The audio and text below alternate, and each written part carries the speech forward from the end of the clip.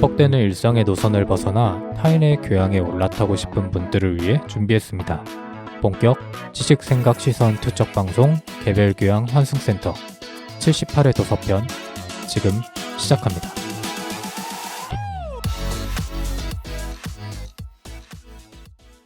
안녕하세요. 안녕하세요. 안녕하세요. 반갑습니다. 자기소개를 하고 시작을 해보도록 하겠습니다. 저는 정치사회와 문화 콘텐츠를 좋아하는 장빈둥입니다. 다양한 문화를 넘나들며 공연과 미디어의 세계를 탐방하고 싶은 유랑킴입니다. 비주류와 마이너 감성을 좋아하는 허유생입니다. 문화예술을 즐기는 따뜻한 인상주의자 김순트입니다. 반갑습니다. 반갑습니다. 오늘은 한 주 동안 어떻게 보내셨는지 이야기를 하고 시작을 해보도록 하죠.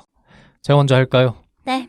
또 있나 보네요. 네, 마침 또 이거 생각이 나가지고 제가 요새 피지컬 100을 보고 있는데 혹시 보시나요? 저 1편만 봤어요. 전 안 봤어요. 전 짤만 봤어요. 아 그래요? 아 이거를 안 본단 말이야? 1편만 보고 참을 수가 있나 이걸? 못 참겠긴 하더라고요. 어. 네, 근데 끊었어요. 아 그만 봤다라는 네, 얘기죠? 네. 어떻게 참았지?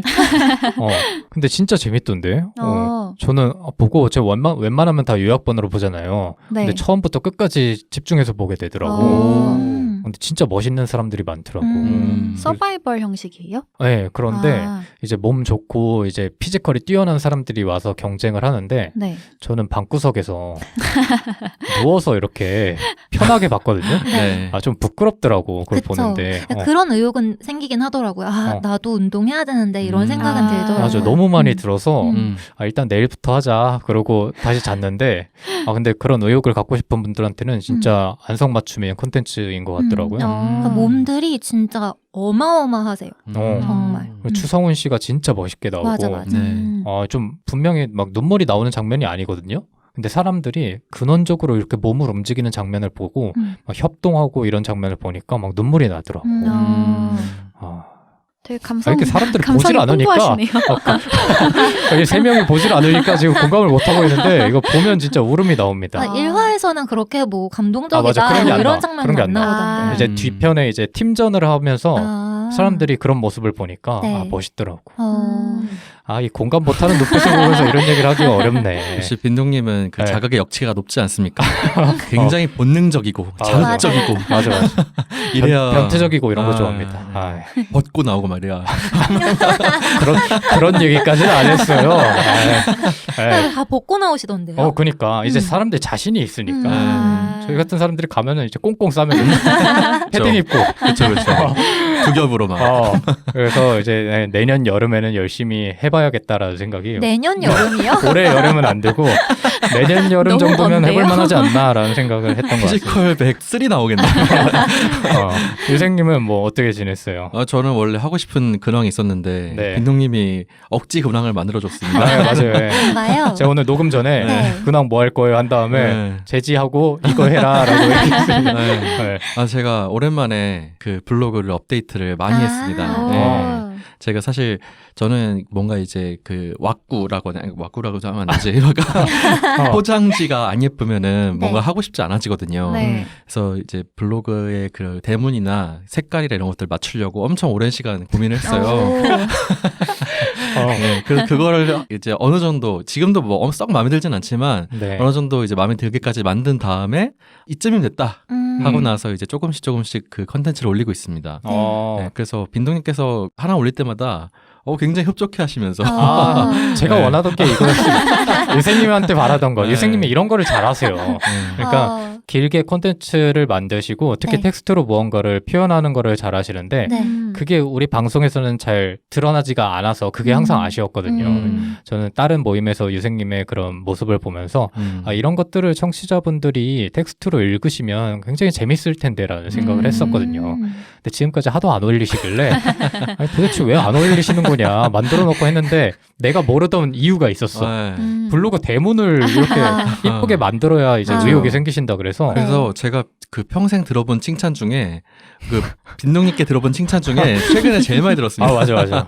근데 너무 재밌더라고. 근데 뭐 저는 참여해서 더 재밌을 수도 있지만 네. 분명히 그런 에피소드를 들었던 초창기 에피소드를 들었던 청취자분들은 재밌게 볼 수 있지 않을까라는 생각도 들어서 그리고 재미도 재미인데 너무 게시물마다 정성이 너무 맞아. 가득해서 좀 맞아요. 감동적이에요. 감사합니다. 진짜 감동적이기까지 했어. 너무 이제 안 올리다 올리니까 그런 거 아닐까? 정신 차렸구나.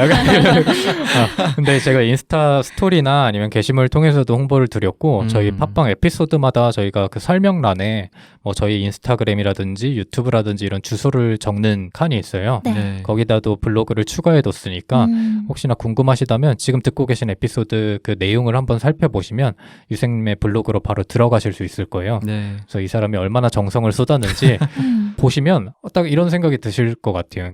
이 에피소드를 들었다 하더라도 다시 한번 듣고 싶어지는 그런 생각이 저는 많이 들어서 청취자분들께서도 많이 방문해 주셨으면 좋겠습니다. 네. 확실히 이렇게 글을 적으면서 느낀 게 확실히 저랑 쓴트님 그 관련된 에피소드에 글을 적을 때 네. 양이 많으시는구나.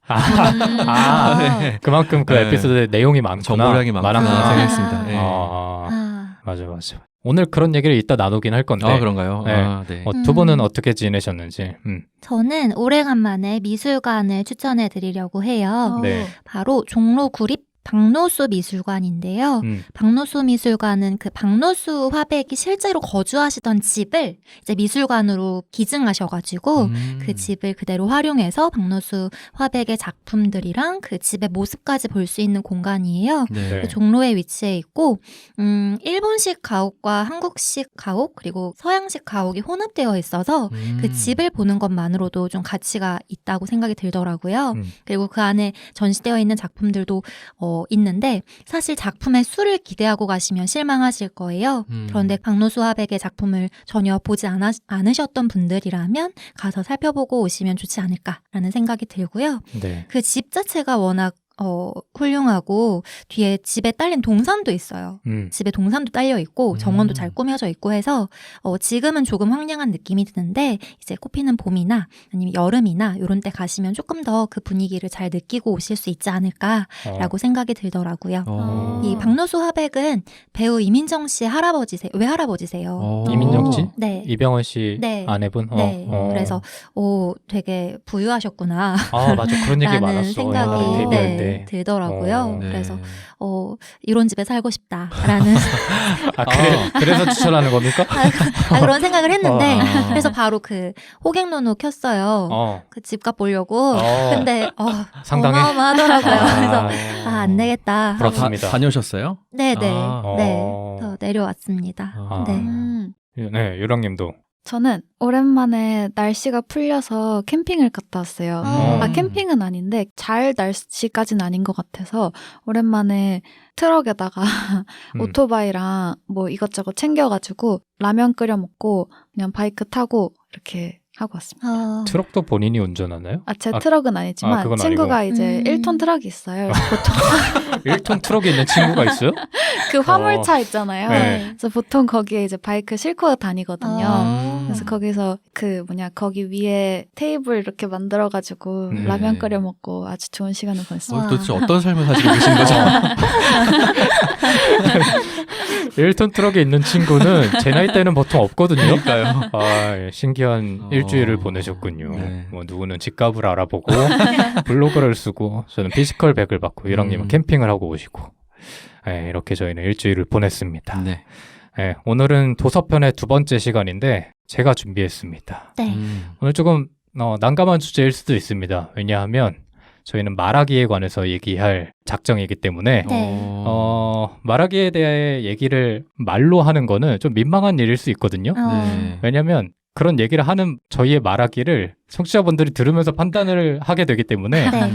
오늘은 조금 다른 날보다는 좀 조심스럽게 말하게 될 거다. 아무도 말하지 않는 거 아니에요? 근데 그런 거를 신경 쓰는 순간 이제 더 에피소드가 무너져 내릴 수 있기 때문에 네. 신경을 써보고 한번 해보자. 도서편에 웬 말하기죠? 말하기에 대한 책을 다룰 건데 근데 제가 이 책을 왜 선택을 했냐면 어쨌든 우리는 그 말하기로 콘텐츠를 만들고 있는 사람들이다 보니까 네. 언젠가 기회가 되면은 이 말하기에 관한 관해서 4명이서 얘기를 나눠보면 굉장히 재밌겠다라는 생각을 해왔거든요. 네. 그래서 이걸 어느 특집에서 풀까 하다가 마침 도서편에 제가 할 게 없어가지고 이걸 끼워 맞추면 되겠다라는 생각을 했는데 네. 그 전에 한 몇 주 전에 제가 친구들을 만났는데 네. 한 친구가 그런 고민을 좀 털어놓는 거야. 본인이 회사 생활을 하는데 요새 거듭해서 듣는 말이 있대. 상사들한테. 뭔데요? 그 사람들이 본인한테 계속 얘기한다는 거야. 뭐라고요? 그래서 요점이 뭔데? 이거를 계속 물어봤대요. 네. 근데 이게 한두 번이면 그러려니 하겠는데 네. 여러 명이 본인한테 다 그랬다는 거야. 신경 쓰이죠. 근데 심지어 본인이 그런 얘기를 처음 들었을 때 좀 고치려고 노력을 했는데도 불구하고 그 이후에도 비슷한 말을 너무 많이 들어서 이게 그 사람들이 이상한 건지 아니면 본인이 이상한 건지를 좀 고민을 많이 하더라고요. 물론 그 친구의 뭐 문제는 저는 모르니까 정확히 내막을 모르니까 그런가 보다 했는데 한편으로 생각을 해보니까 말하기로 그냥 콘텐츠를 만드는 저희 같은 사람들뿐만 아니라 그냥 일상생활을 영위하고 있는 모든 사람들이 살아가면서 한 번쯤은 이런 고민을 하는 시기가 오겠구나라는 생각이 들어서 네. 이런 거를 대화해보면 더 의미가 있지 않을까. 뭐 저희뿐만 아니라 청취자분들에게도 그런 생각이 들어서 그때부터 이제 말하기에 대한 책들을 뒤져보기 시작했습니다. 그래서 아마 문제가 없으면 이 에피소드 제목이 그래서 하고 싶은 말이 뭔데? 가 될 텐데 네. 이게 제가 참고한 도서에서 이렇게 차용해온 문구거든요. 네. 네. 제가 오늘 주로 얘기 드릴 책이 2권이 있는데 첫 번째 책은 제목이 좀 깁니다. 밤을 새워 준비해 혼을 다해 말했더니 그래서 하고 싶은 말이 뭔데? 라고 들었다. 이게 책 제목이에요. 네. 굉장히 길잖아요. 네. 여기서 에피소드 제목을 활용해서 가져왔는데 이 책은 이제 일본의 물리학 박사이자 교양 엔터테이너인 네. 다케우치 가오루라는 사람이 쓴 책인데 이 책이 굉장히 흥미롭더라고. 왜 그러냐 하면 이 책의 내용이 말하기는 어때야 됩니다 이런 거를 그냥 설명해주는 책이기도 하지만 한 발 더 나아가서 교양인으로서는 이렇게 말해야 됩니다라고 얘기해주는 책인 거예요. 근데 안에서 이런 내용이 나와. 교양 바보와 교양인의 차이가 있다라는 거야. 네. 근데 저희가 교양 팟캐스트잖아요. 네. 심지어 말하기를 하고 있잖아. 네. 나한테 하는 얘기인 것 같은 거야 이게. 진단해봤어요? 근데 진단해봤어요? 그 들어갈 때 나오는 프롤로그부터 네. 찔려가지고 좀 부끄럽더라고. 그래서 나만 부끄러울 수 없다. 당신들 3명도 이제 부끄럽게 만들어야겠다라는 생각에 이 책을 많이 오늘 네. 차용해서 얘기를 할 거고. 네. 책 제목이 굉장히 일본스럽네요. 뭐 맞아요. 일본 애니 있잖아요. 요새 뭐 뭐지 무슨 던전에 들어갔더니 어쩌고 그런 이런, 거야. 이런 느낌이네요. 근데 지금 책 제목에서 조금 설득력이 떨어집니다. 왜요? 왜 책 그러죠? 제목이 쏙쏙 박히지 않는 걸 보니. 그래서 이 책에 하고 싶은 말이 뭔데를 책 제목에서부터. 네. 근데 읽다 보면은 생각이 네. 좀 달라집니다. 네, 알겠습니다. 그래서 또 이걸 읽자마자 그래서 내가 진짜 하고 싶은 말이 뭐지? 내가 이 에피소드에는 무엇을 담아야 하지? 어떻게 담아야 하지? 이런 생각을 하게 되더라고요. 그래서 이 책을 참고했고 두 번째로는 말하기를 말하기라는 책이 있습니다. 이 책은 제가 주변에 많이 추천을 하고 있는 책인데 네. 카피라이터 출신 작가이자 현재 여둘톡이라는 대형 팟캐스트를 운영하고 계신 김하나 작가님이 쓰신 책이에요. 그래서 이 책은 기본적으로 말하기와 관련된 여러 에피소드를 책 안에 녹여내기도 했지만 이 책도 한 발 더 나아가서 어쨌든 이 작가분이 팟캐스트를 오래 운영을 하시다 보니까 팟캐스터로서의 말하기 방법들을 많이 추천해 주셨어요. 그래서 우리 넷이 이 얘기를 한번 하면 우리한테 굉장히 많이 도움이 되지 않을까라는 생각에 이 두 책을 좀 중심으로 오늘 얘기를 해볼 거고 이 책들 외에도 참고한 책이 한 3권 정도 더 있는데 저 죄송한데 무슨 말인지 모르겠어요 라는 책이 있고 한 문장으로 말하라 라는 책이 있었고요. 그다음에 스피치를 위한 화법이라는 책이 있었습니다. 그래서 오늘은 이런 5권의 책의 내용을 바탕으로 말을 구성하는 방법과 말을 전달하는 방법에 대해서 조금 더 나은 방법은 없을까를 한번 고민해보는 시간을 가져보면 좋을 것 같습니다.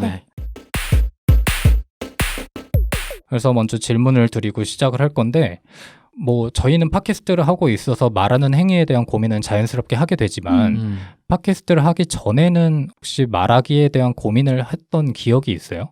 내가 어떤 방식의 말하기를 해야 되는지에 관한 고민을 처음으로 했던 시기가 언젠지가 궁금하거든요. 처음으로 했던 시기, 전 고등학생 때인 것 같아요. 고등학생 때 이제 발표 많이 하잖아요. 발표할 때 대학생 때도 그런데 준비하는 친구가 있고 발표하는 친구가 있고 역할을 나누잖아요. 근데 저는 어쩌다 보니 발표하는 쪽을 많이 했던 것 같아요. 그래서 그때 어떻게 하면 이 내용을 좀 재밌게 전달할까를 많이 재밌게? 고민했었어요. 네. 왜냐하면 선생님이 수업하시는 건 되게 지루하단 말이에요. 네. 근데 친구들도 보면은 발표할 때 보면은 그냥 지식 긁어서 얘기하면 되게 지루했단 말이에요. 그래서 좀 재밌게 친구들이 좀 듣기 좋게 하려면 어떻게 해야 될까라는 고민을 그때부터 했던 것 같아요. 네. 근데 그게 이제 대학생 때도 그런 발표할 기회가 더 많아지잖아요. 네. 그래서 그런 때 더 심화됐다라고 할 수 있을 것 같네요. 그럼 그 재밌게 해야겠다는 고민으로 인해서 네. 뭐가 바뀌었나요? 바뀌었죠. 네, 여러 가지 시도해봤죠. 처음에 질문도 던져보고 시작할 때, 이상한 짤도 가져와 보고, 농담도 해보고, 네. 근데 농담이 그렇게 타율이 높진 않더라고요. 농담은 안 되겠다. 그래서 빼보고, 이런 시도를 해봤던 것 같아요. 그럼 그런 시도 끝에 지금은 좀 완성된 형태인가요? 지금이요? 지금의 말하기 방법은 완성됐다라고 보면 완성되지 되는지. 않았죠. 네. 근데 늘 하는 고민은 제가 말이 빨라요. 네, 빠른데 제가 성격이 급해요. 그러니까 급한 게 이런 대화에서 급한 것 같아요. 그래서 빠르다 하는 거는 그때부터 지금까지 쭉 고민인 것 같아요. 네. 근데 고등학교 때부터 그런 고민을 했으면 굉장히 좀 일찍 고민을 시작한 편인 것 같은데. 그쵸. 그리고 제가 나름 그런 임원들을 많이 했거든요. 그러니까 친구들 앞에서 말할 기회가 많은 거예요. 네. 좀 말을 잘 하고 싶은 거예요. 뭔가 이렇게 친구들을 사로잡으려면 그치요. 말을 좀 임팩트 있게 해야 되잖아요. 발표할 때도 막 임팩트 있게 하고 싶은 욕심도 있고. 네. 그래서 그런 기회 때문에 더 그런 고민을 일찍 시작한 게 아닌가라는 생각도 들어요. 유생님은요? 저도 사실 발표할 기회가 좀 많았어가지고, 그러니까 고등학교 때도 그렇고, 대학교 때도 그렇고, 그 이후에 사회생활 하면서도 그렇고, 뭔가 남들 앞에서 말할 기회가 좀 많은 편이었어요. 네. 근데 그때 제가 뭔가 내가 말을 할 때 전달하는 방식이라든지, 나의 목소리라든지 이런 것들을 생각해 본 적은 없어요. 오로지 컨텐츠. 내용? 네. 내용이 좋으면은 어떻게 말을 해도 듣는 사람들이 컨텐츠로 기억에 남을 거다라는 생각을 했기 때문에 그러니까 예를 들어서 오히려 전 대학교 때 굉장히 무슨 아나운서 준비하는 친구들이 나가서 발표를 할 때 굉장히 정제된 목소리를 발표하잖아요. 네. 전 그게 더 이상했거든요, 되게. 그러니까 대학생이라는 어떤 처지 입장과 그리고 그 어떤 발표 자리라는 곳에서 그 목소리 톤으로 해결을 보는 사람들이 있는 거예요, 실제로. 근데 내용은 엉망이야. 이런 사람들이 있잖아요. 그러니까 그게 더 저는 되게 안 좋게 보였거든요. 그러니까 차라리 내용을 더 충실하게 구성하고 네. 그걸 설명할 때는 뭐 조금 내가 전달력이 떨어지더라도 뭐 괜찮지 않나라는 생각을 항상 했었거든요. 네. 저는 또 학회에 가서 뭔가 논문 내용이라든지 이런 걸 발표할 때가 있는데 네. 그때도 저는 PPT 구성에 훨씬 더 힘을 많이 쏟았어요. 근데 본인이 그렇게 생각하는 건 알겠는데 그거에 대한 평가를 받아본 적은 있어요? 이제 그런 제가 속해 있는 소사이어티에서는 너 뭐 말을 왜 그따 이렇게 얘기 안 하거든요. 네. 거기선 내용을 중심으로 보는 거야? 네. 내용에서 이게 질문이 이 부분은 왜 그러냐는 질문 위주로 많이 들어가게 되고 네. 그러니까 그거를 정말 뭐 엉망진창으로 전달하지 않는 이상해야 그 말하는 방식 가지고 하는 것은 짜친 일이에요. 진짜? 네. 그러니까 이게 학술적인 영역이 심화되면서 될수록 말하는 방식보다는 그 내용에 좀 집중하는 것 같아요. 맞아요. 그러니까 오히려 말을 뭐 되게 유창하게 아나운서처럼 하잖아요. 그럼 무슨 여기 뭐 진행하러 왔나? 이런 생각이 들어요. 아니 잠깐 이거 본인만 하는 생각이 아니라 대다수가 그렇게 생각하는 맞아요. 거예요. 그 안에서는. 그럼요. 막 목소리 막 착깔고 그러면 목소리 좋으시네요. 이렇게는 하지만 마음속으로는. 근데 거기서 만약에 내용도 좋다 그러면 좋겠지만 내용도 엉망진창이다 그러면은 그러니까 내용이 훨씬 더 중요하거든요. 그러니까 차라리 그 둘 중에 하나를 선택하라면 무조건 내용이다. 그렇죠. 근데 무슨 느낌인지 알 것 같아요. 웬 그 PPT도 진짜 예쁘게 너무 잘 꾸몄는데 내용이 아무것도 없는 사람들도 있지만 진짜 고수들은 그냥 흰 바탕에 글씨만 넣잖아요. 그럼요. 약간 맞아요. 그런 느낌인 거죠. 맞아요. 그래서 저는 항상 그런 게 되게 중요하다고 생각했고 그러다 보니까 근데 이제 팟캐스트 어쨌든 제가 하게 됐잖아요. 네. 근데 이제 피드백을 이제 하거나 아니면 듣거나 이제 모니터링 했을 때 너무 엉망진창이다 이게. 그럼 되게 낯섰겠다. 낯설었겠다. 그 나는 경험이. 내가 되게 잘할 줄 알았어. 이게 학술적인 사람들이 사람을 망쳐놨어요. 난 너무 잘할 줄 알았어요, 제가. 근데 이게 쉬운 게 아니구나라는 걸 그때 느꼈습니다. 그러겠네. 그러니까 전혀 몰랐던 분야인 거 아니야. 맞아요. 어떻게 보면. 맞아요. 오, 신기하네. 저는 그리고 어쨌든 이공계 쪽, 과학 쪽에 있다 보니까 말을 좀 많이 피해가면서 해요. 그게 무슨 말이죠? 이 말이 논란이 되지 않게끔 하는 그거에 좀 특화돼 있어요. 그럴 가능성이 있다, 그럴 확률이 있다 이런 식으로 얘기하지. 뭐뭐 합니다라고 딱 정확하게 이렇게 그러니까 뭐랄까요? 단정지어서 단정짓는 말을 못해요, 잘. 네. 그러니까 되게 말이 좀 길어지는 길어져요. 편이고 맞습니다. 설명이 더 추가되려고 그쵸. 하는 편이고 이런 네. 거구나. 그렇죠. 그런 특징들이 저도 모니터링 하면서 드러나더라고요. 아. 네. 이런 이유가 있었던 거는 몰랐네. 오늘 처음 밝히네요. 최초 공개. 이제 이해됐네. 후련합니다. 그럼 유랑님은 어땠는지? 저는 말하기에 앞서서 글쓰기에 대한 고민에서 시작을 했던 것 같은데 네. 뭐 비슷한 영역일 수도 있지만 어쨌든 글쓰기도 누구나 사실 글은 쓸 수 있잖아요. 네. 근데 가끔 보다 보면 딱 글만 읽고 와 진짜 이 사람 정말 섹시하다라고 느껴지는 케이스들이 그치. 있잖아요. 네. 근데 보면 그 요인을 따져보면 딱 이것 때문이다라고 말할 수는 없지만 뭔가 그 문체라든지 내용이라든지 모든 측면에서 하나하나씩 쌓여서 그 섹시함이 만들어지잖아요. 네. 네. 근데 이 사람은 이거를 어떻게 했길래 이렇게 쓸 수 있나라는 고민이 되게 많이 되더라고요. 네. 그래서 그런 고민이 이제 말하기까지도 이어졌던 것 같아요. 근데 이제 주변에 제가 되게 좋아하는 선배님 중에 말을 정말 잘하는 분이 있어요. 근데 그분은 말을 잘한다고 느끼기 이전에 제가 그분이 하는 말은 그냥 진짜 홀려서 듣게 되는 거예요.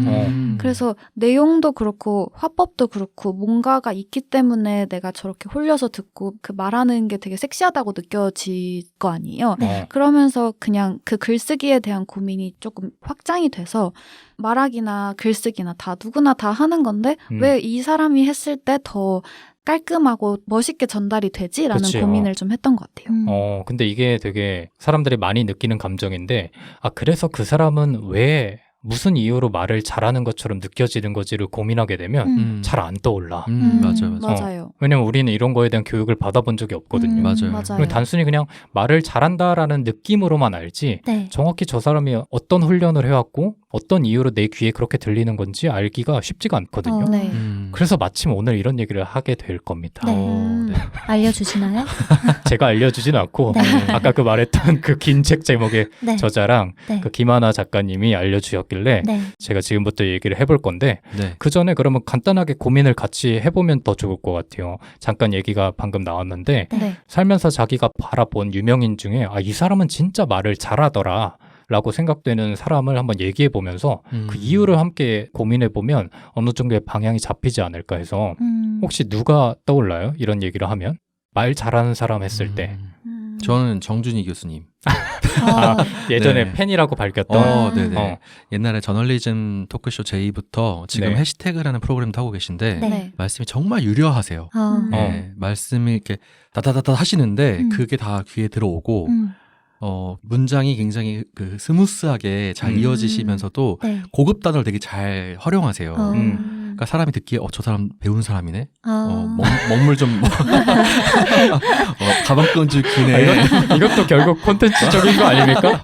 근데 그렇다 할지라도 네. 아무리 뭐 많이 배웠다 할지라도 단어 선택을 어떻게 하냐가 되게 중요하잖아요. 맞아요. 머릿속에 아무리 든 게 많아도 적재적소의 단어를 잘 선택하는 게 되게 중요하다고 맞아요. 생각하는데 예. 정말 잘 하시거든요. 네, 그리고 아는 게 너무 많으셔가지고 막힘이 없으신 거예요. 네. 저는 그 모습 보면서 아까 유랑님 말씀하신 것처럼 섹시하시다 말씀하시는 게. 네. 그러면 유생님이 생각하시는 말을 잘한다의 기준은 네. 정준희 교수님의 예시로 들어서 생각을 해보면 그 적재적소의 정확한 단어를 사용하면서도 네. 흐름이 되게 끊기지 않고 흘러가는 사람의 말하기를 좋아하신다고 생각을 하면 되는 네. 걸까요? 그러니까 문장 자체가 또 들었을 때 훌륭하다고 느껴지는 사람인 것 같아요. 문장 네. 자체로서도 예, 예.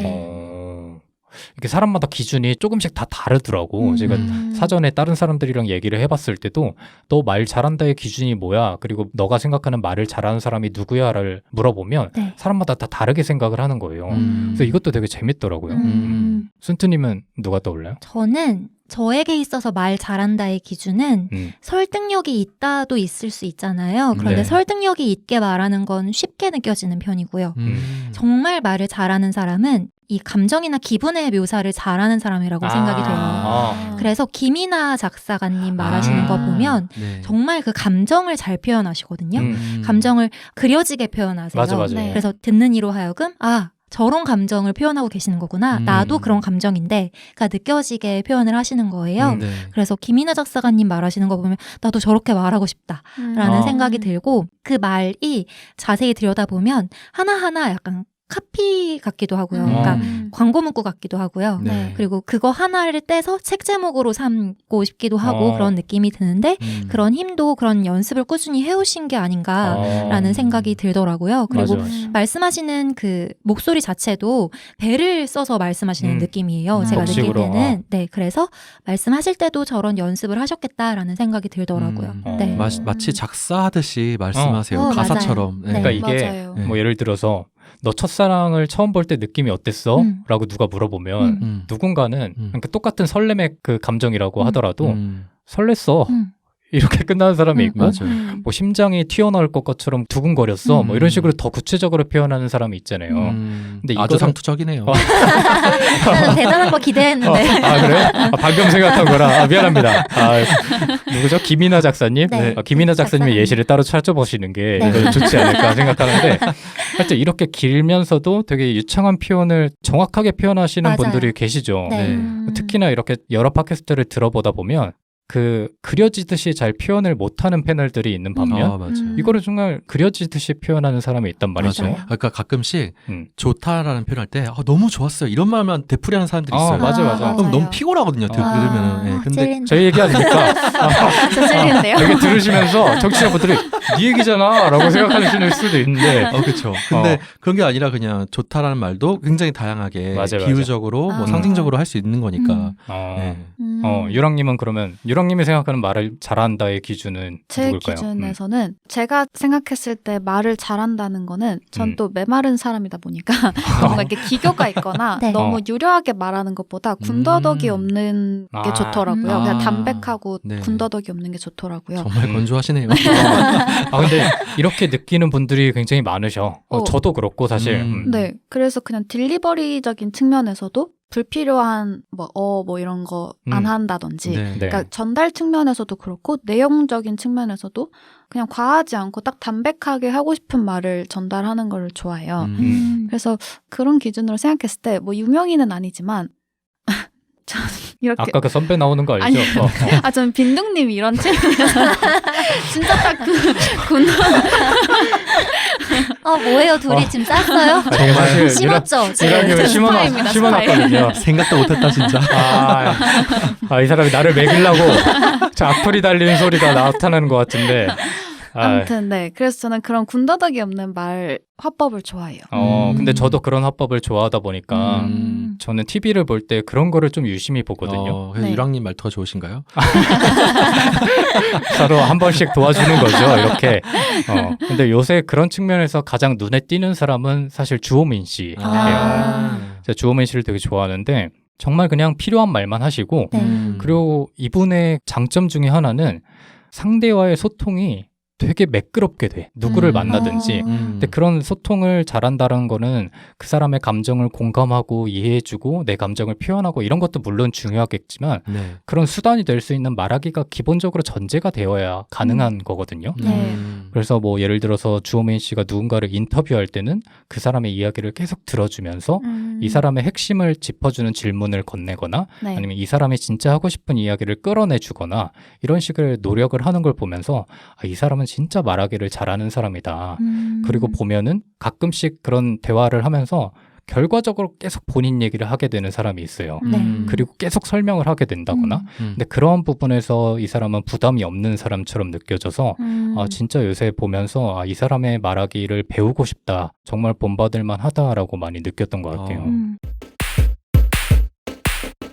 그래서 오늘은 이러한 말하기를 잘하는 사람의 특징도 특징이지만 우리의 말하기를 좀 되돌아보는 시간을 같이 갖게 될 건데 네. 첫 번째로는 아까 말씀드렸다시피 말은 어떻게 구성해야 하는가를 먼저 얘기를 나눠보도록 하겠습니다. 네. 제가 며칠 전에 그 국민의힘 요새 전당대회를 하거든요. 네. 근데 그 전당대회를 딱 유튜브에서 보니까 그 한 사람 한 사람한테 5분이 딱 주어지더라고요. 네. 더도 말고 덜도 말고 5분을 딱 해라. 그래서 5분이면 딱 끊겨. 그 사람들이 모두 평등한 조건에서 말하기를 하는 거예요. 네. 근데 수십 명이 나와서 뭐 당대표를 위해서 얘기하기도 하고 최고위원을 위해서 얘기하기도 하는데 사람마다 말하기의 방식이 너무나 천차만별인 거야. 그렇게 딱 제한적인 시간을 두고 말하기를 해보라 그러니까. 그래서 이거를 누구는 이 사람은 무슨 얘기를 하는 거지라는 생각이 들고 누구는 정말 명확하게 얘기하고 있다라는 게 얼핏이지만 이게 판단이 되더라고요. 네. 그래서 이런 거를 보면서 그러면 우리는 말을 어떻게 구성하고 있는가를 한번 되돌아보게 되더라고요. 네. 특히나 네. 우리는 지금 팟캐스트로 하나의 에피소드를 구성하는 사람들의 입장이니까 네. 그래서 그런 측면에서 좀 중점을 둬서 책을 살펴봤더니 설명을 아쉽게 하는 사람들의 특징 3가지를 좀 말해주더라고요. 네. 공통적으로. 네. 그러니까 아쉽게 한다라는 표현이 그냥 애둘러 말한 거지 좀 못하는 사람? 직관적으로 말하면 그냥 설명을 못하는 사람의 어, 특징이겠죠. 네. 네. 그리고 설명을 못하는 사람의 특징 첫 번째는 의식의 흐름대로 말한다라고 합니다. 네. 이게 자연스럽게 웃음이 나오는데 이거 의식의 흐름대로 말한다는 거는 결국 상대가 아니라 나 위주로 얘기를 하고 있다라는 거거든요. 네. 그러니까 결국에 대화를 할 때 그리고 말하기를 할 때는 듣는 사람의 입장을 먼저 고려해서 이 사람이 받아들이기 쉬운 순서대로 얘기를 해야 되는데 네. 내 의식의 흐름대로 말하다 보면 사람들이 결국 무슨 말을 하고 있는지 잘 파악을 하지 못할 때가 많다라는 거죠. 네. 지금 돌려가시는 거예요? 지금? 사실 오늘 에피소드는 우리 4명의 얼굴에 침 뱉기가 아닐까라는 생각이 드는데 어쨌든 첫 번째는 의식의 흐름대로 말하는 사람들의 설명이 아쉽다라는 거고 두 번째로는 상대방이 얼마나 이해하는지 의식하지 않는다라는 거예요. 그래서 이 책에서 구체적으로 얘기하는 사례가 가끔씩 보다 보면 전문 용어를 남발하는 사람들이 있어요. 네. 뭐 특정 주제에 있어서 얘기를 하는데 특히나 이게 본인의 직장과 관련된 언어들이 무의식적으로 튀어나올 때가 있거든요. 네. 네. 예를 들어서 제가 의사라고 치면 그냥 평범한 대화에 필요 없음에도 불구하고 그냥 영어로 특정 용어를 또 네. 오히려 이런 용어가 더 길 때도 있어 심지어 맞아. 그렇게 설명을 한다던가 맞아요. 아니면 최근에 뭐 판교라고 해서 네. 스타트업 용어들 있잖아요. 네. 굳이 뭐 어레인지하다 뭐 이런 식으로 뭐 디벨롭하다 이런 식으로 표현을 하는 것 자체가 네. 오히려 청자로 하여금 거부감이나 진입장벽으로 느껴질 수가 있다라는 거죠. 네. 가버먼트 인게이지먼트가 레귤레이션 그런 건가요? 그렇죠. 그런 느낌이죠. 그래서 듣다 보면 네. 저 사람이 무슨 얘기를 하는 건지 모르겠다라는 생각이 드는 청자들이 많다라는 거죠. 의외로. 왜냐하면 그거를 캐치하지 못하는 게 본인의 생활에 너무 익숙하다 보니까 예를 들어서 제가 스타트업 종사자고 의사다 보면 그냥 그런 표현이 자연스럽거든요. 네. 그리고 그게 앞에 동료가 있을 때는 환자가 있을 때는 그게 충분히 이해가 되겠지만 그게 아니라 내 동네 친구를 만나는데 그런 식의 말하기를 했을 때 동네 친구들의 얼굴이 일그러지는 걸 봐야 되는데 맞아요. 쟤는 저것도 이해 못하라 저것도 이해 못하냐라는 생각을 하게 되면 그때부터 이제 곤란해지는 거죠. 그건 너무 비호감 아니에요? 그건? 맞아요. 너무 비호감이에요. 맞아. 근데 이게 사례를 극단적으로 들어서 그렇지 네. 사실 저희도 그렇거든요. 뭐 예를 들어 제가 특정 주제에 대해 말할 때 세 분은 저보다 정보가 적은 상태일 수도 있잖아요. 네. 근데 그런 거를 전제하지 않고 그냥 바로 설명을 시작하거나 아니면 바로 전문 용어를 얘기하거나 이랬을 때 듣는 사람이 물론 이게 이해가 안 되니까 다시 설명해 주세요라고 하면 이거를 내가 캐치하지 못했구나 하고 다시 설명할 수는 있지만 대다수의 청자들은 그렇게 중간에 끼어드는 것을 부담스러워 하거든요. 네. 그냥 그렇게 넘어가게 되고 그러다 보면 결국에 그 사람이 하고자 하는 진짜 의미를 잘 캐치하지 못하게 되고 이렇게 좀 악순환이 반복이 되다 보니까 일단 가장 중요한 거는 설명을 상대방의 수준에 맞춰야 되는 노력이 필요하고 상대가 어느 정도의 지식을 갖고 있는지를 먼저 파악을 한 뒤에 말하기를 해야 그 상대가 얼마나 이해하는지를 의식할 수 있다고 합니다. 네. 맞아. 그 김상욱 교수님인가요? 그 양자역학 연구하시는 네. 그 요새 많이 TV 나오시잖아요. 네. 네. 그분이 인터뷰한 거 들었는데 그분은 양자역학 설명하실 때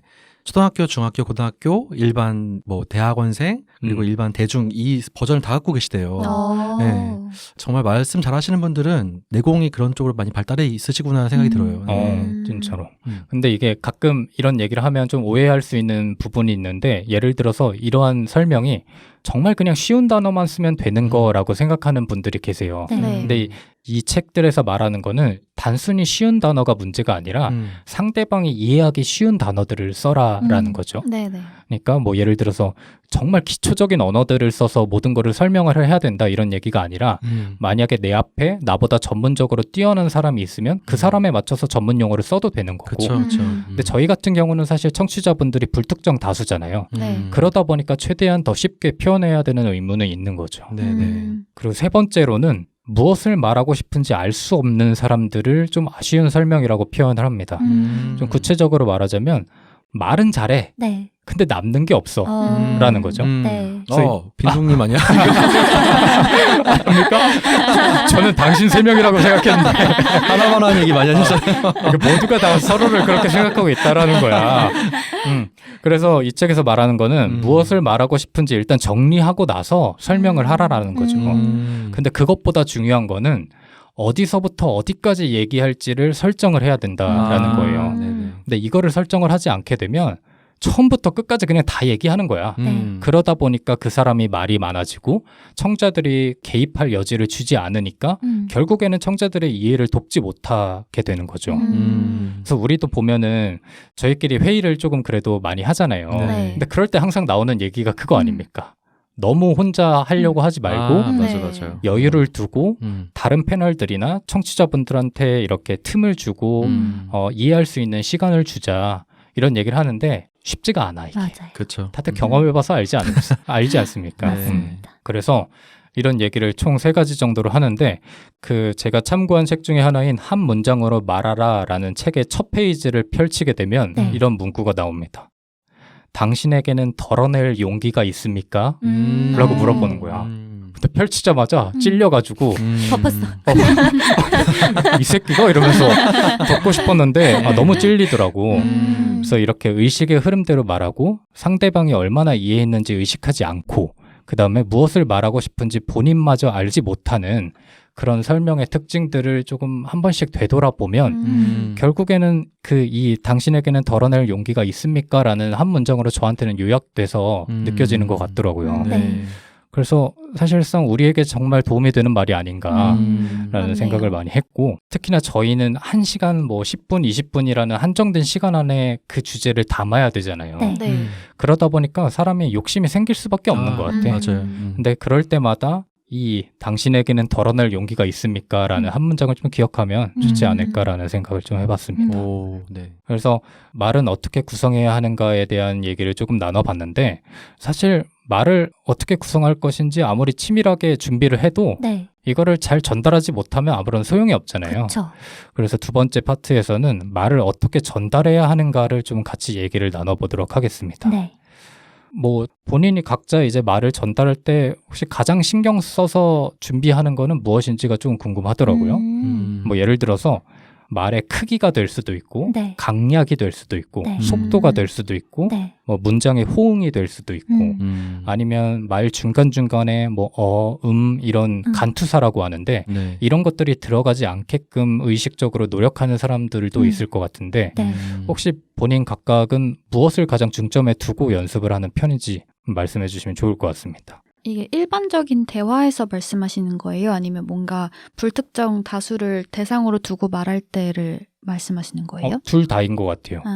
둘 다 각각 말해 주시면 더 좋을 것 같은데 근데 보통 사람들이 대화를 할 때도 이런 거를 신경 쓰지는 않잖아요. 그러니까 일반적으로 뭐 친구랑 대화할 때까지 이런 거를 다 신경 써서 얘기하는 사람은 그렇죠. 많지가 않으니까. 네. 저희 같은 경우는 뭐 팟캐스트 할 때를 좀 중점으로 해서 얘기를 나눠보면 더 좋을 것 같은데. 사실 저는 그런 말을 어떻게 해야 되는지 전달할 때 그러니까 어떤 방식으로 해야 되는지는 잘 생각을 못 하게 되는 것 같아요. 왜냐면은 내가 어떤 문장을 얘기를 했을 때 거기에 논란이 혹시 생기지 않을까라는 걸 중점을 두게 되는 것 같아요. 아, 근데 실제로 녹음할 때도 그런 생각을 많이 하세요? 그러니까 제가 준비해온 원고가 있으면은 그거를 이제 쭉 보고 다시 이야기할 때도 혹시 내가 잘못된 단어 쓰지 않나? 혹시라도 이게 누군가가 들었을 때 불편해하지 않으려나? 이런 생각을 순간적으로 팍 하게 되거든요. 네. 네, 그러다 보니까 그런 뭐 목소리 혹은 뭐 말의 빠르기 이런 것들은 다 후순위를 밀려버려요. 신경 쓸 게 너무 많으니까 앞에. 그렇게 되는 것 같아요. 그렇구나. 저는 지금은 조금 덜해진 것 같은데 네. 원래 이야기할 때 애 같다는 피드백을 되게 많이 들었어요. 그러니까 뭐 말투나 목소리가 되게 애 같다는 말을 많이 들어서 사실 그게 뭘 내포하는지까지는 물어보지 않았고 그럴 기회는 없었는데 그거를 좀 의식해서 말하게 되더라고요. 근데 그런 얘기를 어디서 들었어요? 그러니까 예를 들어서 뭐 딱 처음 말했을 때 근데 목소리 되게 어리시다 뭐 약간 이렇게 말을 듣는다든지 그래서 그런 피드백들을 좀 많이 들었고 그냥 일상적인 대화를 할 때가 아니더라도 그러니까 저는 그걸 신경 써서 말했다고 생각했는데도 그런 피드백을 들은 적들이 있어가지고 요즘도 그냥 평소에도 그렇고 뭔가 발표를 할 때도 그렇고 그런 부분을 좀 신경을 쓰는 것 같아요. 그럼 애 같지 않으려고 노력을 하는 거예요? 그러니까 그런 모습이 튀어나오려고 할 때 네. 조금 자제를 한다고 해야 되나? 근데 네. 그게 정확히 뭔지는 저도 사실 잘 모르겠어요. 그래서 근데 왜 그걸 물어보게 됐냐면 네. 목소리를 듣고 애 같다라는 느낌을 저는 들은 적은 없거든요. 저도 없어요. 저도 없어요. 청취자분들은 있을까요? 근데 이전에 그런 얘기를 듣고 네. 신경 쓰게 된다라는 거죠. 네. 그냥 애띠다고 말씀하신 거 아닌데 너무 확대해서 해석하신 거니까요. 근데 그럴 이게 수도 있어요. 이게 그럴 수 있어. 예를 들어서 주변에서 그냥 던지는 한마디가 네. 본인의 말하기 생활에 있어서 막대한 영향을 끼칠 때가 맞아요, 있거든요. 맞아요. 맞아요. 근데 이게 이제 반복적으로 듣다 보니까 네. 조금 더 신경을 썼던 것 같아요. 근데 저도 그랬어요. 저도 네.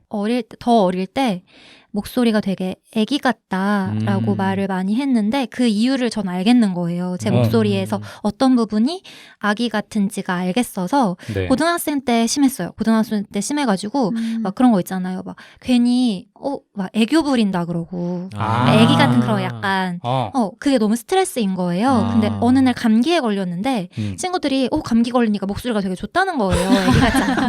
그래서 그 감기 걸린 목소리를 만들고 싶어가지고 막 연습을 했어요. 그 감기 걸린 그걸 또 감기에서 나으면 그걸 모르잖아요. 그 감기 걸렸을 때 막 목소리 녹음해가지고 진짜 들어보고 감기에서 나으면 어떡하지? 이거 어떻게 다시 연습하지? 막 이런 생각도 하고 그랬거든요. 네. 그런 목소리가 대학생 때까지도 갔어요. 그래서 심지어는 신입생 중에 되게 튀는 친구들 있잖아요. 근데 저는 목소리 때문에 튄 거예요. 그래가지고 목소리 뭐 어떤 애 이러면서 막 부르시고 그때까지도 스트레스였는데 생각해보니까 유생님 말씀하신 것처럼 되게 앳되다는 거잖아요. 어느 순간부터는 그냥 좋더라고요. 그런 목소리가 젊다는 거니까 어리다는 거니까 그래서 그렇게 위안 삼고 지금은 별로 신경 안 쓰는 편이에요. 제가 지금 신경 쓰는 거는 빠른 거. 빠른 거랑 그리고 그 쪼가 생기지 않게 좀 신경을 쓰는 편이에요. 버릇 같은 게 생기지 네, 않게. 뭐 이제 뭐 이런 것들이 근데 제가 제 에피소드 들어도 매 에피소드마다 다르게 생겨 있더라고요.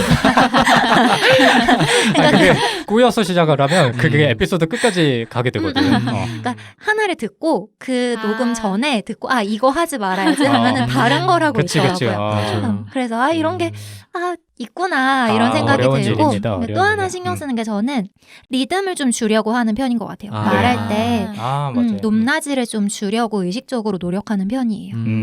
호주에날드님께서 네. 승태님 목소리 굉장히 좋아하시잖아요. 감사합니다. 어떻게 이런 목소리가 있을 수 있지 이렇게 느끼셨다고. 근데 나름대로 굉장히 고민의 결과 끝에 나온 목소리네. 맞습니다. 고등학생 네. 때부터. 네. 신기하네.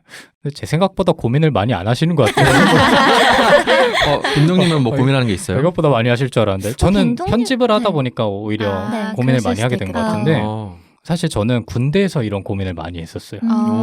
저희 군대는 좀 특이해가지고 전역하기 전날에 모든 병사들이 다 모입니다. 네. 그러니까 저희는 한 20명, 30명 되는 소규모 부대였기 때문에 모여서 그 사람에 대한 평가를 돌아가면서 한 명씩 다 말해요. 너무 잔인하다. 그러게요. 아랫기수부터 네. 내가 본 이 사람은 어땠고 이 사람의 아쉬운 점은 이거였고 이 사람의 좋은 점은 이거였다라고 얘기를 해요. 그게 공군 다녀오셨잖아요. 네. 공군에 약간 그런 게 있다면서요? 이상한 문화 같은 거. 아니요. 근데 그런 문화, 그러니까 모두한테 있는 문화는 아니고 그냥 그래요? 저희 부대 내에서만 있는 고유한 문화였어요. 근데 그게 안 좋다가 아니라 도움이 엄청 많이 됐어. 그리고 유랑님이 그때 말씀하신 거 약간 그런 거 아니에요? 맞아요. 뭐죠? 저 이런 거 좋아할 것 같아요. 나에 대해 평가해줘 뭐 이런 거 있잖아요. 맞아요. 그러니까 이게 어떻게 되냐면 그 사람에 대한 평가를 쭉 해. 네. 근데 여기서 끝나는 게 아니라 한 번씩 사이클이 돌잖아요. 네. 그럼 전역하는 사람이 나머지 사람에 대한 평가를 또 해. 너무하다. 그러니까 전역하는 사람이 있는 날 전날은 네. 새벽까지 못 자는 거야. 근데 그거는 사람에 따라 굉장히 좀 지루하게 느끼는 사람이 있었던 반면 네. 저는 되게 재밌었거든요. 남 까는 걸 이렇게 좋아하셨네. 사실 그 재미가 가장 컸지만 어느 순간부터는 2등병 때나 1병 때는 긴장해서 말도 못하고 이랬는데 네. 이게 매달 반복되다 보니까 사람들의 말하는 특성이 보이기 시작하는 거예요. 모두가 똑같은 얘기를 해도 눈에 띄게 잘 전달이 되게 말하는 사람이 있는 반면 정말 좋은 얘기를 하는데도 전달 방식이 잘못돼서 귀에 들어오지 않는 사람들도 있고 근데 그거를 한 사람이 그 전역하는 사람에 대해서 적어도 한 2, 3분은 얘기하는데 네. 그거를 20명, 30명이 다 얘기하고 그다음에 전역하는 사람도 20명, 30명한테 다 얘기를 하잖아요. 그럼 그 물리적인 시간이 굉장히 길단 말이에요. 그렇죠. 그래서 그거를 보면서 말은 이렇게 해야지 사람들한테 더 전달이 되고 더 설득이 되는구나라는 거를 다른 사람들의 모습을 많이 보면서 좀 공감을 많이 했던 것 같아요.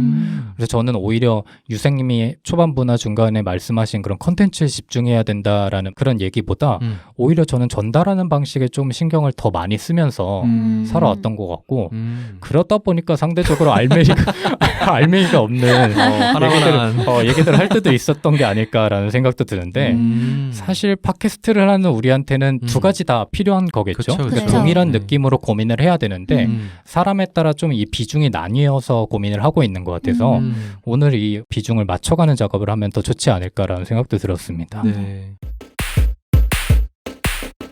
그래서 책을 조금 살펴보니까 책들에서 공통적으로 말하는 단어를 하나를 말씀드리면 바로 여유였어요. 그러니까 말을 전달할 때 가장 중요한 거는 여유라는 거죠. 네.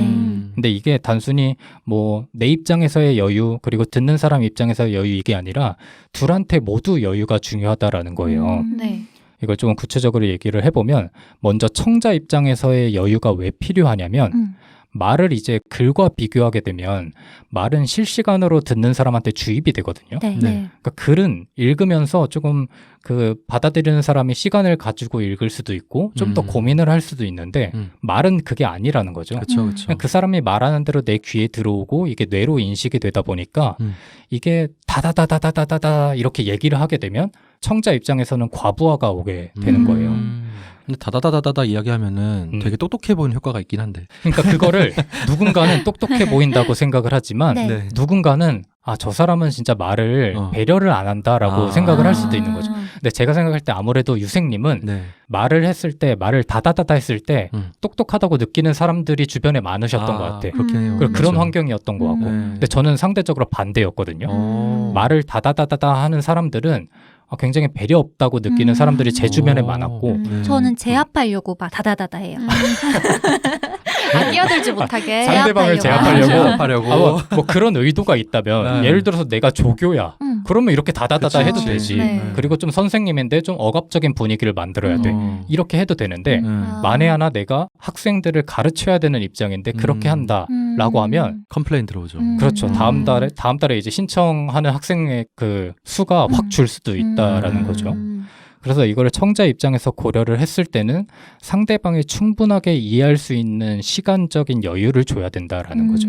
네. 근데 이게 비단 시간적인 여유도 여유지만 말하는 전달 방법에 있어서도 여유를 갖게 할 수 있는 방법들이 있다고 하더라고요. 네. 뭐 예를 들어서 방법들이 한 3가지 정도 있다고 하는데 첫 번째로는 이전의 흐름으로부터 환기할 수 있는 방법을 찾아라라는 거예요. 근데 저희도 무의식적으로 알고 있거든요.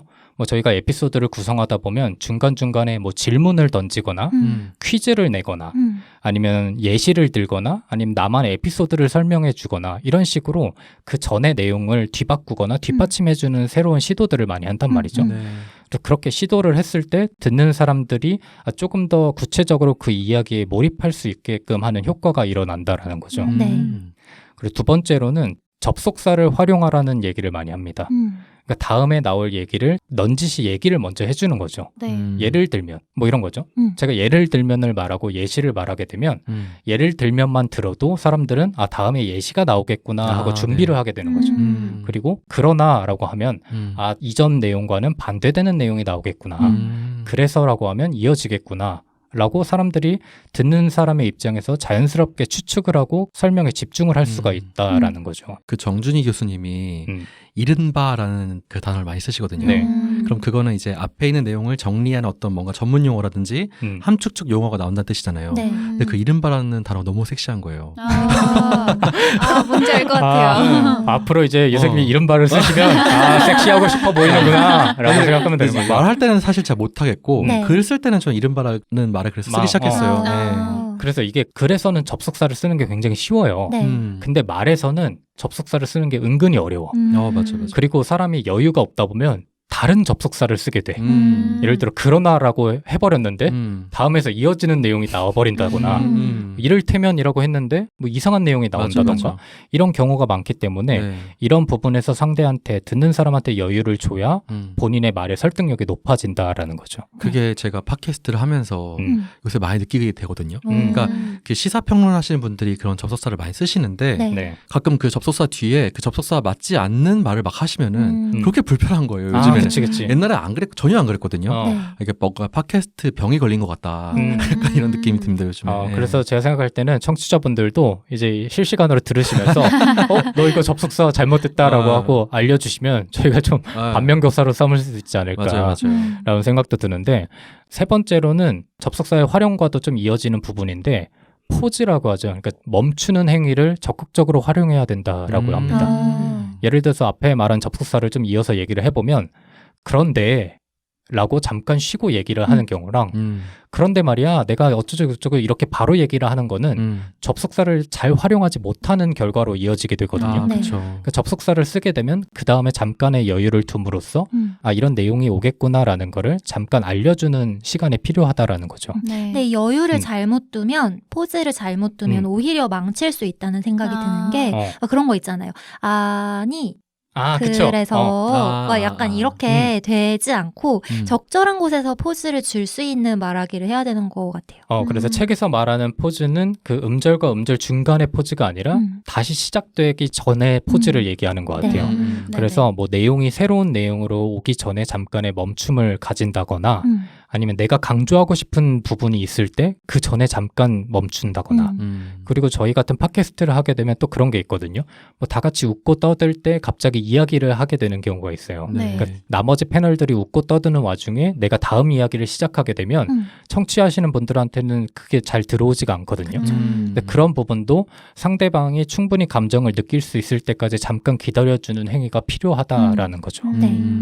그래서 청자 입장에서는 이러한 여유가 필요하고 이렇게 여유를 활용할 수 있는 방법이 한 3가지 정도가 나왔고 네. 반대로 이제 화자 입장에서도 여유를 지켜야 된다고 합니다. 뭐 예를 들어서 아까 잠깐 여쭤본 뭐 말의 크기나 강약이나 속도나 호응이나 간투사의 활용 같은 부분도 사실 여유가 있으면 다 이게 제어가 되거든요. 그러니까 내가 정말 마음이 편한 상태고 앞에 있는 사람들과 어색하지 않은 분위기일 때는 아무런 문제가 없어. 왜냐하면 자기가 평소에 그렇게 말한다는 거를 본인도 인지하고 있으니까 이거를 고치려고 하는 사람들은 의식적으로 신경을 쓰게 되거든요. 그렇죠. 근데 문제는 긴장하게 되면 모든 게 다 어그러집니다. 그죠. 맞아요. 말이 갑자기 습관이게 빨라지고 돼요. 말이 갑자기 커지고 말의 강조가 사라지고 이렇게 되다 보면 결과적으로는 내가 진짜 하고자 하는 콘텐츠가 잘 전달이 안 될 확률이 높아진다라는 거죠. 그래서 책들에는 이러한 문제 해결 방법을 한 3가지 단계로 말하는데 첫 번째로는 자신의 문제의 방식을 반복하고 있다는 사실 자체를 의식하라고 합니다. 의식하라고요? 네. 내가 지금 말이 빨라지고 있구나. 내가 목소리가 지금 커지고 있구나. 내가 지금 이런 간투어들을 많이 사용하고 있구나. 이런 거를 의식을 하는 게 일단 가장 첫 번째 단계라고 얘기를 하고 만약에 자기가 의식을 하지 못했을 때는 주변에 도움을 청하라고 합니다. 그러니까 내가 만약에 이런 말을 하게 되면 내 옆에서 알려줘. 날 때려줘. 내가 말을 지금 너무 빠르게 하고 있으면 나를 말려줘. 내가 목소리가 너무 크면 한 대 때려줘. 뭐 이런 식으로 주변에 도움을 요청하면 자기도 모르게 이제 그런 사람들을 신경 쓰게 되면서 말에 좀 더 집중을 하게 된다라는 거죠. 저는 그 면접 준비할 때 찍어서 내가 말하고 있는 걸 찍어서 보는 시간이 있었거든요. 그게 되게 많은 도움이 됐어요. 맞아요. 그리고 그걸 들어보면 내가 생각하는 내 목소리랑 상대가 듣게 되는 내 목소리가 전혀 다르다는 걸 알게 되거든요. 맞아요. 그런 식으로 연습하는 것도 되게 좋은 방법인 것 같아요. 맞아요. 그래서 그런 식으로 의식하는 단계를 가지게 되면 두 번째로는 말하기 직전에 깨닫는 연습을 해야 된다고 합니다. 그러니까 말 직전에요? 의식한 다음에 내가 진짜 말을 하기 시작할 때 그거를 신경 써야 된다라는 거죠. 아, 이번에는 간투어 사용하지 말아야지. 이번에는 말을 좀 깔끔하게 해야지. 네. 그리고 속도를 느리게 해야지라는 걸 한번 생각하고 말을 하게 되면 확실히 달라진다고 해요. 그리고 세 번째로는 만에 하나 그것도 안 돼.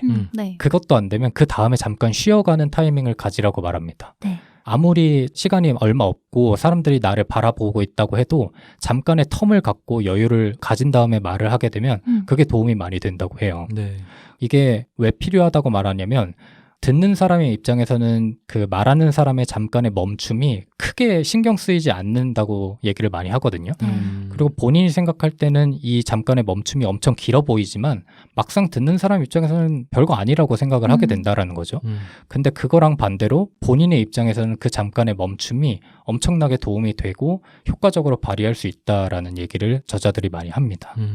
근데 전 또 그런 것도 있는 것 같아요. 멈추면 약간 더 초조해지는 느낌도 있어요. 아, 오히려? 네. 그러니까 멈췄을 때, 빨리 다음 말 해야 되는데 내가 무슨 말로부터 이 얘기를 시작해야 되지? 맞아요. 그러니까 되게 초조하게 다가오는 거예요. 그래서 그 멈춤이라는 것도 저는 엄청난 연습이나 사고의 과정 끝에 멈출 수 있는 거라고 생각을 해서 결국에는 그럼 그 전에 말을 하기 전에 컨텐츠가 좀 더 탄탄해야 되는 게 아닌가. 아, 그런 용기를 가질 수 있을 만큼의 컨텐츠가 일단 네, 네. 있어야 된다. 그것도 맞는 말일 수 있겠네요. 그래서 이렇게 얘기를 나눠봤는데 사실 저희한테 가장 도움이 될 부분은 이 파트인 것 같아요. 이번 파트에서는 팟캐스터로서의 말하기에 대해서 의견을 나눠볼 건데 네. 혹시 저희가 그래도 한 뭐 적게는 뭐 6개월, 많게는 1년 반 정도를 팟캐스트를 진행해 왔는데 네. 들으시면서 신경 쓰이던 본인의 말 습관이 있는지 아니면 말 버릇 같은 게 있는지 혹시 알고 계십니까? 무섭게 왜 그래요? 그러니까 의도치 않게 제가 약간 갑의 위치에서 편집자의 입장에서 얘기하게 되는 것 같은데 약간 아까 전에 알고는 있냐 이것들아 이런 느낌이었어. 혹시나 모르실까봐. 왜냐면 저희가 편집을 거쳐서 결과물이 나오니까 원본을 들었을 때만 알 수 있는 그런 그리고 녹음 현장에서만 알 수 있는 습관들이 있잖아요. 네. 그렇죠. 혹시 그런 거에 대해서 인지를 하고 계시는지가 좀 궁금했어요.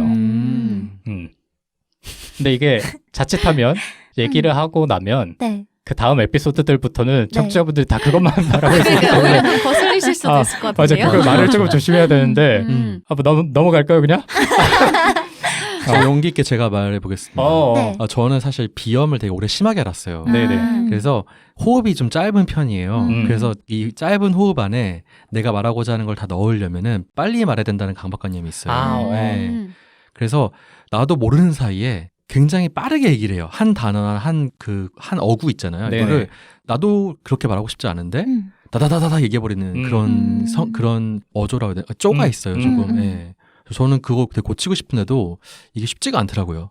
예, 비염 인생이 몇십 년째 그쵸. 나서 이게 근데 진짜 쉽지가 않은 게 우리가 그래도 30년 넘게 살아왔는데 맞아요. 이거를 한순간에 뭐 팟캐스트를 한다고 해서 고쳐지는 게 말이 안 되는 거예요. 그렇죠. 맞아요. 네. 그리고 아주 저희가 간헐적으로 서로에 대한 피드백을 해주잖아요. 네. 근데 빈둥님이 제 에피소드를 편집할 때면은 뭐 예를 들어서 1톤짜리 트럭이 그 내리막길 내려가는 것 같다는 그 비유를 해주신 적이 있어요. 맞아.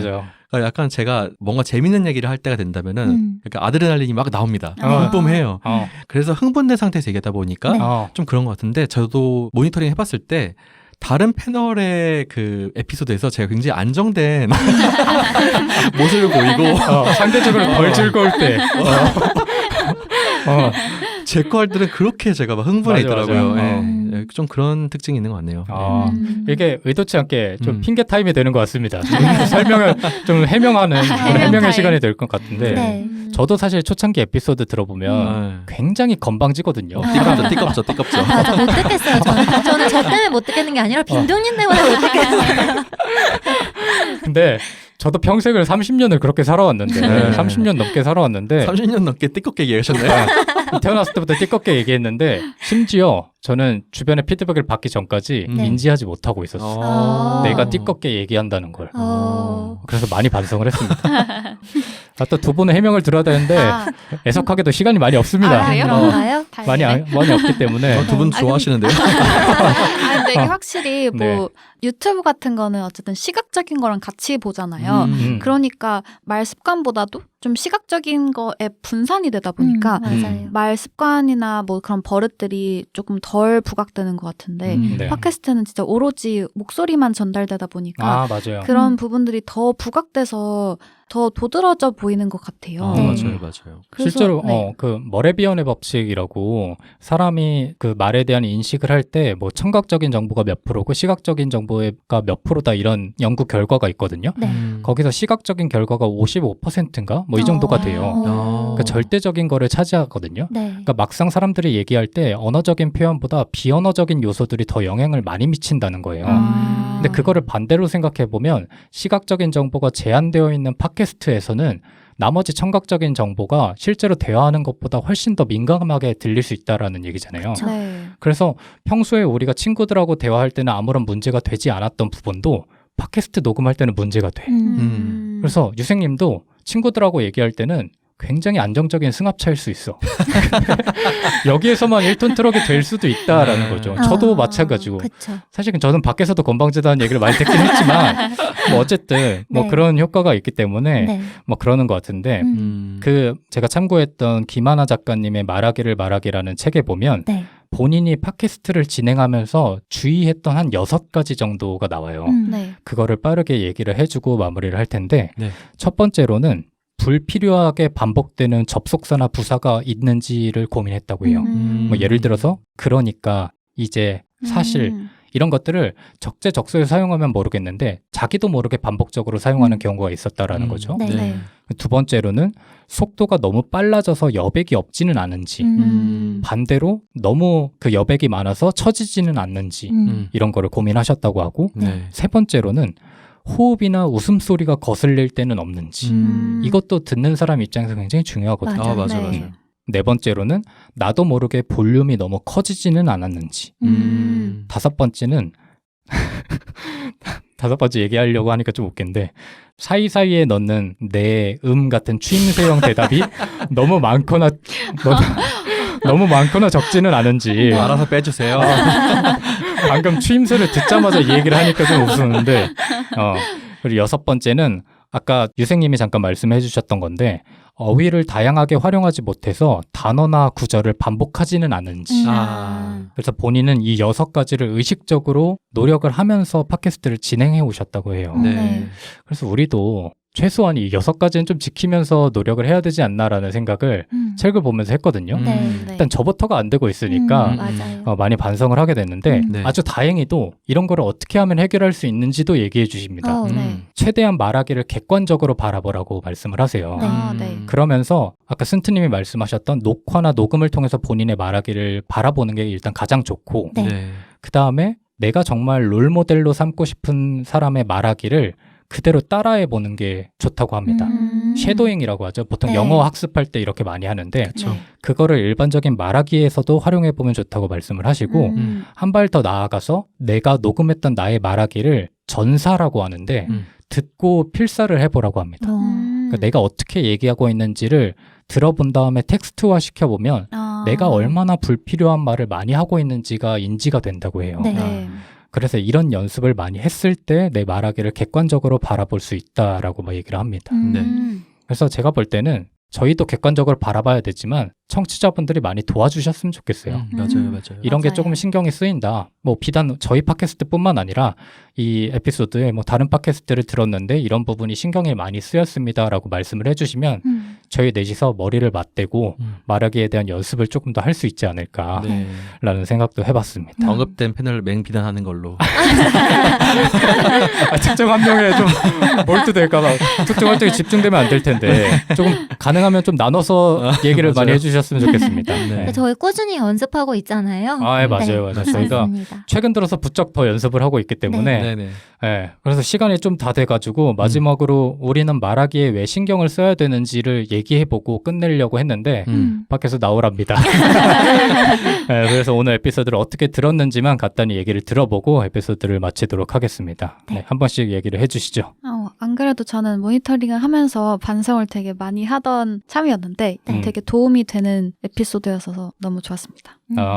저는 그 관뚜껑님께서 좋다만 말하지 말라 그랬는데 네, 그래도 항상 그러니까 제가 팟캐스트를 하게 되면서 말하기에 대해서 많이 돌아보게 된 것 같아요. 네. 그래서 근데 오늘 또 이렇게 정보와 함께 말씀해 주셔가지고 빈도님께서 또 나름 굉장히 의미가 있지 않았나라는 생각합니다. 네. 말이라는 게 행동은 좀 장기적으로 나를 보여줄 수 있는 건데 말은 되게 즉각적이잖아요. 네. 중요하다라는 거는 평소에도 알고 있었는데 어떻게 하면 말을 좀 더 잘할 수 있을까에 대한 고민을 조금 해볼 수 있었던 것 같아서 유의미한 에피소드였습니다. 아, 좋습니다. 그리고 저자분들이 공통적으로 책의 도입부랑 마무리에 말씀하시는 것들이 네. 교육으로서의 말하기가 없어서 너무나 아쉽다고 말씀을 하세요. 그러니까 우리는 의사소통에 무리가 없기 때문에 그렇지 실질적으로 말하기에 문제가 있는 사람들이 많은데 교육 과정에서는 이거를 제대로 알려주는 사람이 없었다라고 얘기를 하면서 네. 그런 부분이 굉장히 아쉽다라는 말씀을 많이 하시더라고요. 근데 그럼에도 불구하고 굉장히 다행인 건 말하기에 관해서 이렇게 저희가 오늘 했던 것처럼 생각을 시작하는 것만으로도 커다란 변화가 찾아온다고 합니다. 맞습니다. 그래서 저희뿐만 아니라 오늘 들으시는 청취자분들께서도 저희의 말하기도 한번 고민해 주시고 청취자분들 본인의 말하기도 한번 되돌아보는 시간이 됐으면 좋겠다는 말씀을 드리면서 오늘 에피소드는 여기서 마치도록 하겠습니다. 저희는 다음 주에 세 번째 도서편으로 돌아오도록 하겠습니다. 고생 많으셨습니다. 감사합니다. 감사합니다.